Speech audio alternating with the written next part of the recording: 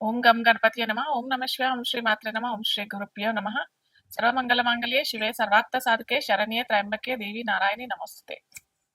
ఈరోజు మనము గురుగ్రహం అంటే బృహస్పతి మనకి ఈ వైశాఖ మాసంలో అంటే మే 14వ తారీఖున వృషభ రాశి నుంచి మిథున రాశికి సంచారం జరుగుతుంది. సో మే మే 14వ తారీఖు రాత్రి 10 గంటల సమయంలో గురుగ్రహ సంచారం మిథున రాశిలోకి ప్రవేశించబోతుంది అనమాట. సో మనకి సౌరమండలంలో అతిపెద్ద గ్రహాల్లో ఒకరు గురుగ్రహం.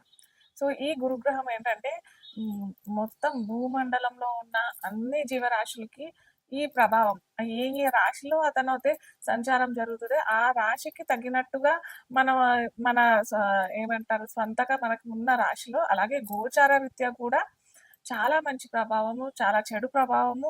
చెడు చాలా తక్కువ. మనకి గురుగ్రహం ఏంటంటే శుభగ్రహం అని అంటారు. దేవగురు అనమాట బృహస్పతి. సో అందుకే ఎక్కువగా చెడు ఫలితాలు అయితే ఇవ్వడు. ఇన్ జనరల్ గా గురుగ్రహము చెడు ఫలితాలు ఇవ్వడు. కాకపోతే ఎక్కడైతే చెడు చేయాల్సి వస్తుందో అక్కడ మటుకు ఆరోగ్యరీత్యా కొద్దిగా ఏదన్నా చిన్న చిన్న అనారోగ్యానికి సంబంధించిన ఏమన్నా వ్యాధులు ఇచ్చేటట్టు ఉండి ఖచ్చితంగా ఇవ్వాలి అనే వాళ్ళ దశ అంతర్దశల్లో ఉండి గోచార రీత్యా కూడా గురు సరి అయిన స్థానంలో లేనప్పుడే మటుకు గురుగ్రహం అలాంటి ఫలితాలు ఇచ్చే అవకాశం ఉంటుంది.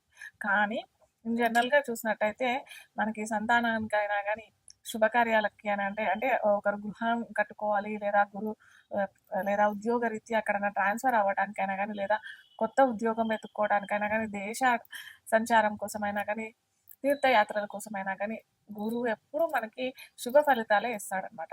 సో ఎప్పుడైనా చాలా మటుకు మనం చూసుకోవాల్సింది ఏంటంటే మన రాశిలో ఎక్కడున్నాడు గురువు, అక్కడి నుంచి గురుగ్రహం ఎక్కడున్నాడు, అలాగే గురువు సంచారించే టైంలో మనకి ఏ ఏ రాశుల మీద అతని దృష్టి సంచారిస్తాడు, అలాగే గురువు మిథునంలో ఉన్నాడు కాబట్టి ఏ ఏ రాశులకి అతను ఆ స్థితి ఉంటాడు అక్కడి నుంచి మనం ఫలితాలు చూసుకున్నట్టయితే మనకి గురు సంచారము చక్కగా ఉంటాయి. ఎక్కడైనా మనకి ఇలాంటి చిన్న చికాకు ఏమన్నా ఇస్తున్నాడు, చిరాకులు ఇస్తున్నాడు, పరాకులు ఇస్తున్నాడు అని అంటే మనం ఏంటంటే రెమెడీస్ ద్వారా వాటిని మనము తక్కువ చేసుకోవచ్చు అనమాట. ఆ దుష్ఫలితాలని మనం తక్కువ చేసుకునేటట్టుగా ఉండేదే జ్యోతిష్ శాస్త్రం అనమాట.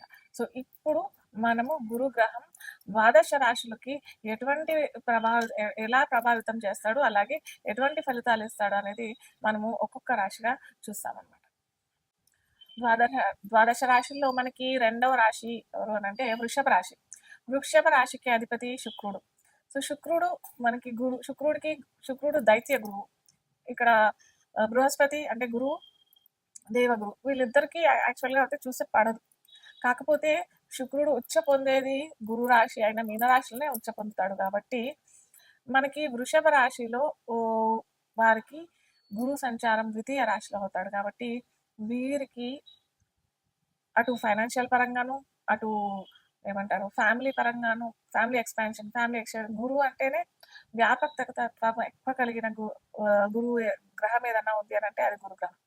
వ్యాపక స్థితి అనేది గురుగ్రహానికి, శని గ్రహానికి, రాహువుకి, కేతుకి వీటన్ని ఈ 4 గ్రహాలు పెద్ద గ్రహాలు, సౌరమండలంలోనే పెద్ద గ్రహాలు కాబట్టి కాకపోతే రాహుకేతులు ఛాయాగ్రహాలు అని మనం అనుకుంటాం కానీ సో ఈ గ్రహాలు వ్యాపక శక్తి ఎక్కువగా ఉంటుంది కాబట్టి ఫ్యామిలీ ఎక్స్పాన్షన్ అంటే ఎప్పటి నుంచో వివాహం కాని వారికి వివాహం అయ్యే ఛాన్సెస్, అలాగే సంతాన సమస్యలతో ఇబ్బంది పడుతున్న వాళ్ళకి సంతాన సౌభాగ్యం కలిగే అవకాశాలు ఉంటాయి.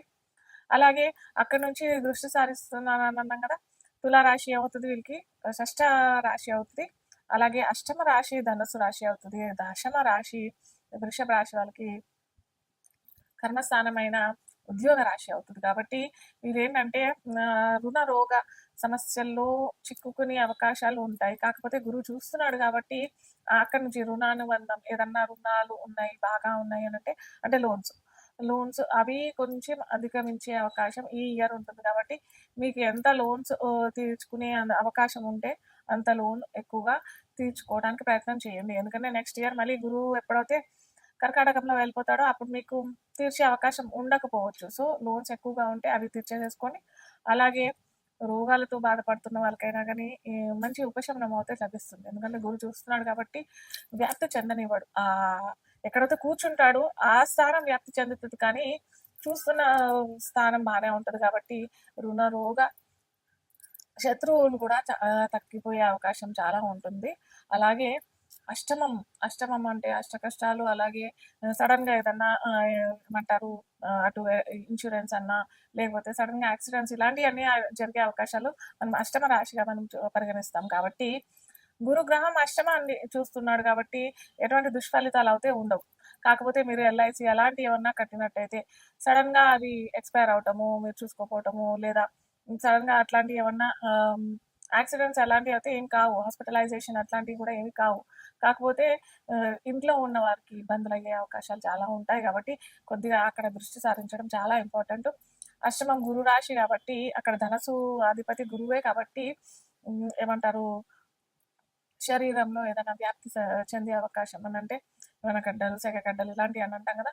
సో అలాంటి వచ్చే అవకాశాలు ఉంటాయి కాబట్టి కొద్దిగా అక్కడ దృష్టి సారించడానికి ప్రయత్నం చేయండి. రెగ్యులర్గా చెకప్స్కి వెళ్తూ ఉంటే కూడా చాలా మంచిది. అలాగే మనకి దశమం అవుతుంది కాబట్టి ఉద్యోగ రంగాల్లో ఉద్యోగం చేసుకునే వాళ్ళకి చాలా మంచి ఫలితాలు. స్పెసిఫిక్గా టీచర్స్కి అయితే చాలా చక్కగా ఉంటుంది. బ్యాంకింగ్ రంగంలో ఉన్న వాళ్ళకి లేదా ఏమంటారు మార్కెటింగ్, ఫైనాన్స్ రంగంలో ఉన్న వాళ్ళకి కూడా చాలా చక్కటి ఫలితాలు మనకి గురువు దృష్టి సారిస్తున్నాడు కుంభంలో కాబట్టి చక్కటి ఫలితాలు వస్తాయి. అలాగే సైంటిస్ట్ రంగంలో ఉన్న వాళ్ళకి కూడా చాలా మంచి ఫలితాలు వాటికు గురువు ఇస్తాడు కాబట్టి సో మీరు ఏదైనా రీసెర్చ్ దాంట్లో ఫీల్డ్లో ఉన్నట్టయితే ఖచ్చితంగా మీరు ఎక్స్పాండ్ చేయడానికి ప్రయత్నం చేయండి. తులా లగ్నం తెలియని వారికి రాశి అని అనుకున్నట్టయితే తులా లగ్నం వారికి గురువు ఏ గ్రహం అవుతాడు అని అంటే అటు తృతీయాధిపతి అవుతాడు, అలాగే షష్టాధిపతి కూడా అవుతాడు. సో తృతీయ షష్టాధిపతి అయిన గురువు మనకి తులా లగ్నం వారికి అష్టమంలో సంచారం జరుగుతుంది. సో అటు తృతీయం 3, 6, 8 ఫలితాలు ఇస్తాడు కాబట్టి 3 అని అంటే అటు సహకారం, అటు బంధుమిత్రుల సహకారం అంతగా లభించకపోవచ్చు. అలాగే బంధుమిత్రులతో కొద్దిగా ఏదన్నా ఆటుపోట్లు రావడానికి, లేదా మీరు ఏదైనా కోర్టు కేసులో మీరు ఏమన్నా కేసులు విరికినాయి అని అంటే ముఖ్యంగా తరఫులో అంటే బంధువులు అని అంటే ఇక్కడ ఏదో భార్య తరఫునో లేదా అట్లాంటివి కాదు, మీ ఏమంటారు కజిన్స్ లేదా సోదరు సమానమైన వ్యక్తులతో మీరు ఏమన్నా కేసులు వేస్తే మటుకు ఈ సంవత్సరం అంతా మంచి ఫలితాలు రాకపోవచ్చు. అలాగే గురువు అష్టాధిపతి ఫలితాలు కూడా ఇస్తారని అనుకున్నాం కాబట్టి లోన్స్ ఏమన్నా ఉంటే మీరు తీర్చడానికి ప్రయత్నం చేయొచ్చు. శత్రువుల నుంచి కొద్దిగా హాని అయ్యే అవకాశాలు కూడా ఉన్నాయి. అలాగే సడన్గా ఏదన్నా మీకు ఆల్రెడీ ఏమన్నా వ్యాధులు ఉన్నాయి, లేదా ఏమన్నా సడన్గా ఏమన్నా లభించాయి గెయిన్స్ అన్నా ప్రాఫిట్స్ అన్నా ఏమన్నా వచ్చాయి అని అంటే మటుకు కొద్దిగా జాగ్రత్తగా ఉండండి. ఎందుకంటే అవి సడన్గా ఏమంటారు స్పెసిఫిక్గా ట్రేడింగ్లో ఉంటే మటుకు మీరు ఎంత తొందరగా మీకు ఎంత లాభాలు వస్తే అంత తొందరగా మీరు వచ్చిన లాభాలు మటుకు చాలు అన్నట్టుగా తీసుకుంటేనే మంచిదే. అధికంగా ఆశపడితే మటుకు నిరాశ ఎదురవుతుంది కాబట్టి సో అక్కడ మీరు చాలా జాగ్రత్తగా ఉండడం చాలా మంచిది. ఎందుకంటే తులాలగ్నం తులారాశి వాళ్ళు అయితే చాలా మటుకు ఎక్కువగా ఏమంటారు వ్యాపార రంగంలో ఉండే అవకాశాలు చాలా ఉంటాయి కాబట్టి మీరు ఆచితూచి అడిగేస్తేనే చాలా మంచిది. ఎందుకంటే తృతీయ ఫలితాలు అటు కోర్టు కేసులు, అటు శత్రువు నుంచి హాని, అటు అష్టమం సడన్గా ఏదన్నా జరిగిపోయే అవకాశాలు చాలా ఉంటాయి. అన్లెస్ అండ్ అంటిల్ మీ దశ అంతర్దశాలు సరిగ్గా ఉంటేనే అటు వ్యాపార రంగంలో అయినా లేదా కోర్టులో ఇక్కడ జరగలేదు మనకి న్యాయం, ఇంకా వేరే కోర్టులో వెళ్దాము అని అంటే మటుకు అక్కడ కూడా చుక్కలు ఎదురయ్యే అవకాశాలు చాలా ఉంటాయి. కాబట్టి అలాంటి ఏమీ కాకుండా కాంప్రమైజ్కి వెళ్ళడానికి ప్రయత్నం చేయండి. అలాగే ముఖ్యంగా వ్యవసాయదారులకు మటుకు కూడా కొత్త పంట వేయకుండా వచ్చిన దాంతోనే తృప్తిగా ఉండడం చాలా మంచిదనే చెప్పగలుగుతాను. ఎందుకంటే ఎక్కువగా ఫలితాలు రాకపోయే అవకాశాలు ముఖ్యంగా తులాలగ్నం తులారాశి వారికి అయితే ఈ 7 ఉంటుంది. ఎందుకంటే మనకి అక్కడ శని కూడా మంచి ఫలితాలు ఇవ్వే అవకాశాలు లేదు. తులాలగ్నం వారికి కొద్దిగా శని సంచారం ఫలితం ఇస్తుంది అంటే అది కూడా షష్టమంలో ఉన్నారు కాబట్టి సో ఆచితూచి అడిగేయటమే చాలా మంచిది.